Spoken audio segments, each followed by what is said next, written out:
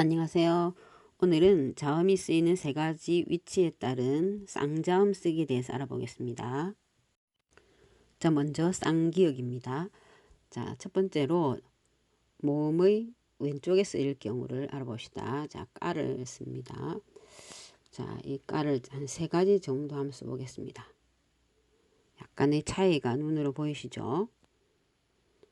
자, 첫 번째 같은 경우는 이 기역 두 개가 크기가 같죠? 자, 밑에 거는 약간의 차이가 있겠지만 일단 이 기억을 나란히 삐쳐서 쓰는 거는 밑에 두 가지도 같습니다.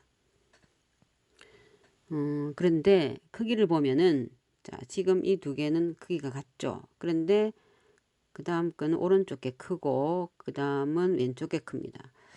이런 경우 마지막 거는 일단 어색하기 때문에 이렇게 쓰는 거는 좀 말리고 싶고요.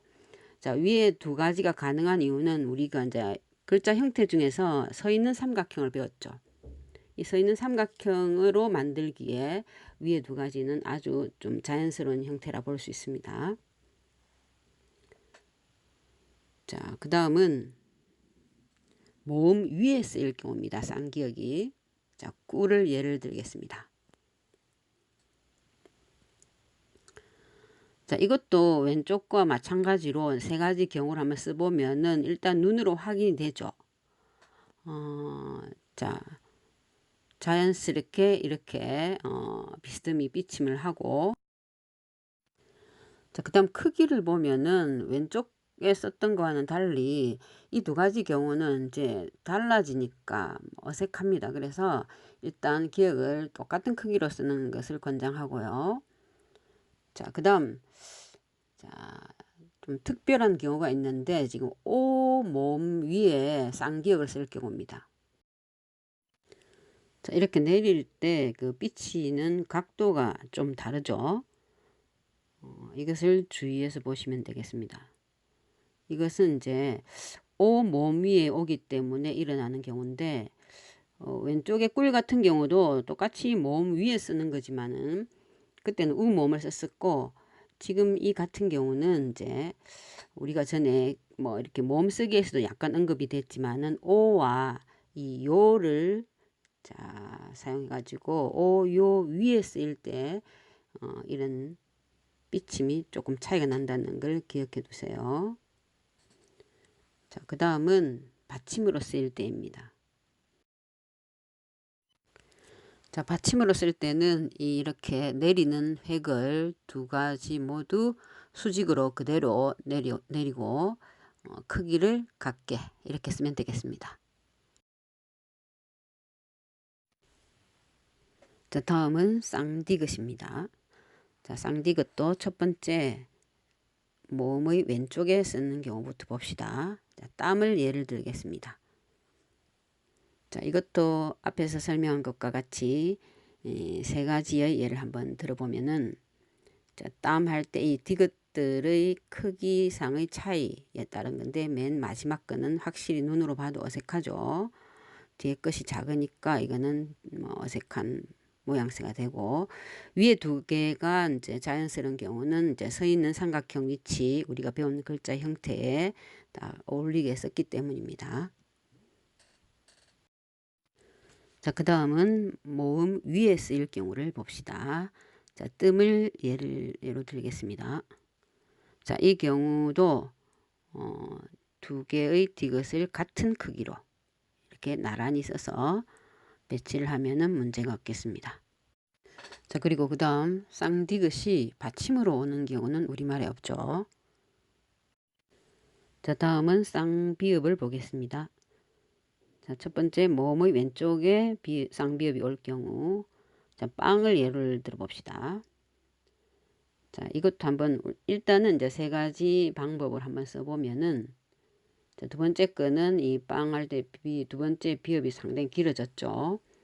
그럼 세 번째 같은 경우는 일단 뭐 뒤에 것이 작기 때문에 좀 어색하고 자, 이것의 포인트는 역시 이 비읍에서 이 내리는 획의 길이의 차이죠. 이걸 신경 써주시고 그 다음에 이제 우리말 형태 서 있는 삼각형 형태에 다 맞기 때문에 자, 첫 번째, 두 번째 특히 두 번째 이 비읍이 조금 더 길어도 됩니다.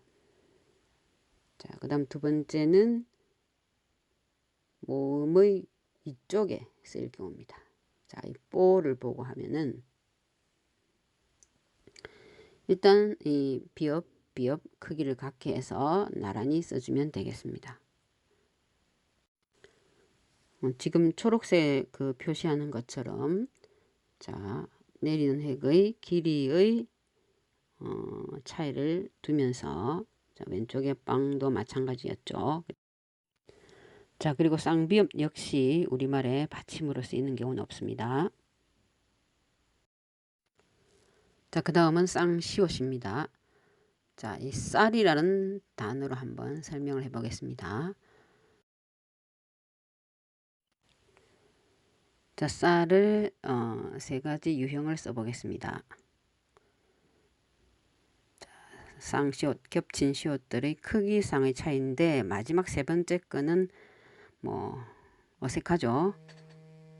자, 첫 번째처럼 시옷을 같게 쓰거나 이렇게 뒤에 것이 크거나 이거는 다 뭐 무난하게 쓸 수 있는 것입니다. 글자 형태가 자연스러워집니다.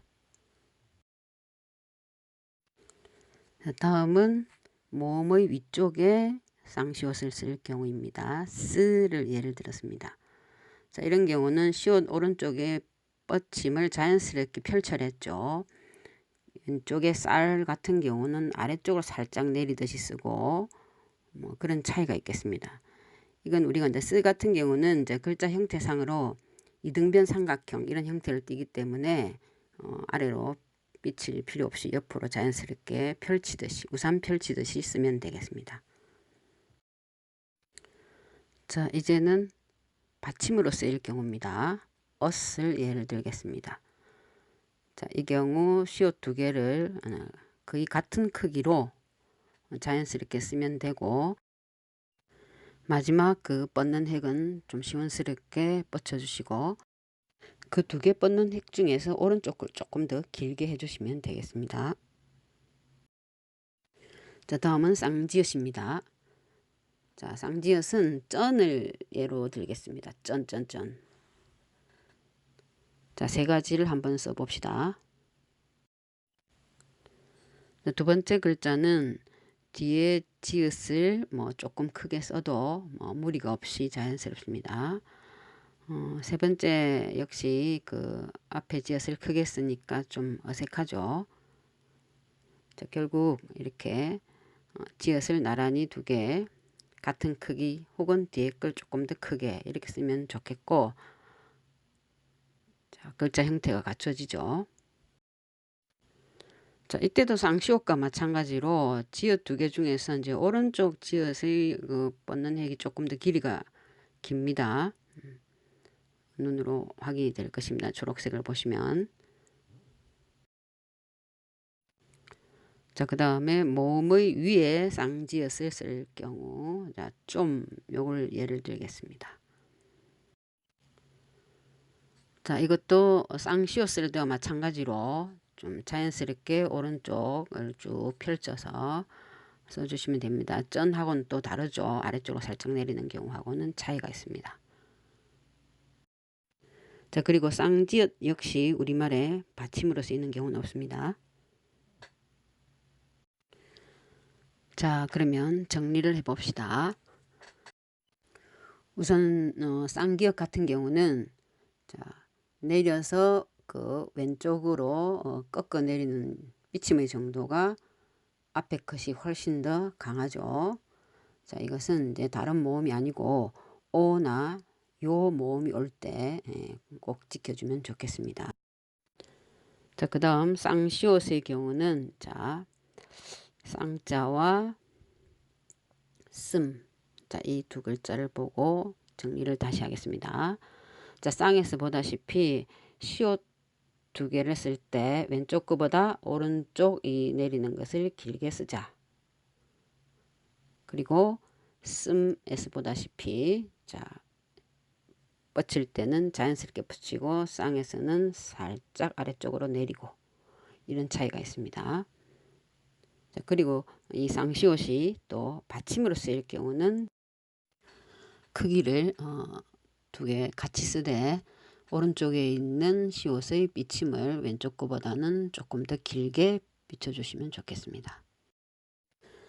자, 이렇게 오늘의 핵심 포인트를 잘 기억하셨다가 나중에 적용시켜서 한번 써보시기 바랍니다. 자, 오늘도 시청해 주셔서 감사합니다.